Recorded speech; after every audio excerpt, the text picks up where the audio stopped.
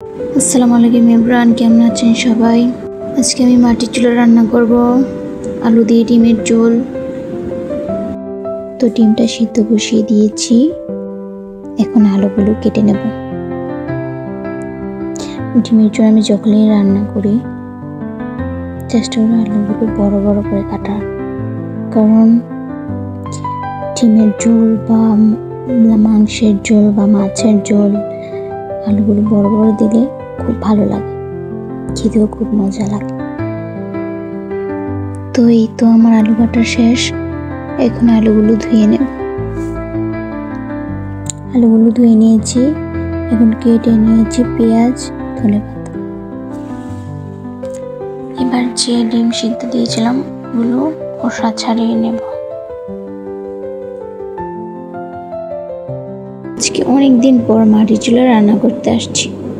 মাটির চুলা রান্না অনেক স্বাদ হয়। আমি প্রায় ডিমের ঝোলটা রান্না করি, কারণ আমাদের বাসার সবাই বরাবরই রান্নাটা খুব পছন্দ করে।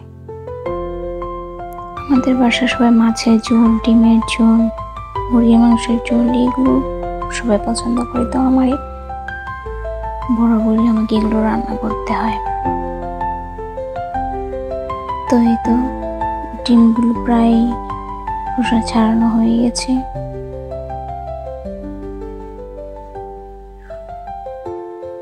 এই তো শেষ খোসা ছাড়ানো। এবার কড়াইতে তেল দিয়ে ডিমগুলো ভেজে নেব। আপনাদের ট্রিক শিখাই, আপনারা যদি ডিমের মধ্যে হলুদ মরিচ না মাখিয়ে তেলের মধ্যে হলুদ মরিচ লবণ দেন তাহলে ডিম ফুটবে না।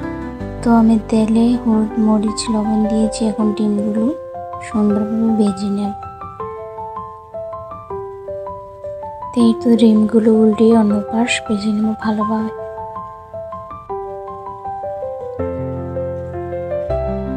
তো এই তো আমার ডিম ভাজা শেষ, এবার উঠিয়ে নেব। এখন আলুগুলো ভেজে নেব।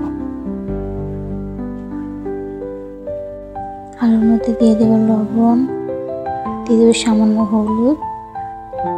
এবার নেড়ে চেড়ে ঢাকনা দিয়ে ঢেকে নেব যাতে সিদ্ধ হয়। ঢাকনা উঠিয়ে আরো নেড়ে নেব। তো এই তো আমার আলুগুলো ভাজা শেষ, এবার উঠে নিয়েছি। এবার কড়াইতে দিয়ে দেব পেঁয়াজ দিয়ে নেড়ে চেড়ে এর মধ্যে দিয়ে দেব একটি তেজপাতা, দিয়ে দেব একটু আদা রসুন বাটা, একটু পানি দিয়ে দেব। এর মধ্যে দিয়ে দেব লবণ, হলুদ, মরিচ, দিয়ে দেব ধনিয়ার গুঁড়া, দিয়ে দেব জিরার গুঁড়া। ভালোভাবে নেড়ে চেড়ে কষিয়ে নেব। তো কষানোর পর ভেজে রাখা আলুগুলো দিয়ে দেব।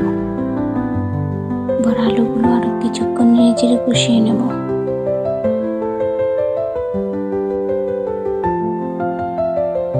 এই তো এবার ঝোল দিয়ে দেব।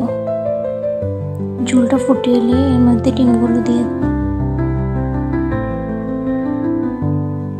তো নেড়ে চেড়ে নেব। এরপর ঝোলটা একটু শুকিয়ে উপর দিয়ে দেব ধনেপাতা কুচি। এই তো রেডি আমার ডিমের ঝোল। খেতে খুবই মজা হয়, বাড়িতে একবার ট্রাই করে দেখবেন। তো ভিডিওটা ভালো লাগলে আমার চ্যানেলটি লাইক এন্ড সাবস্ক্রাইব করে দিই।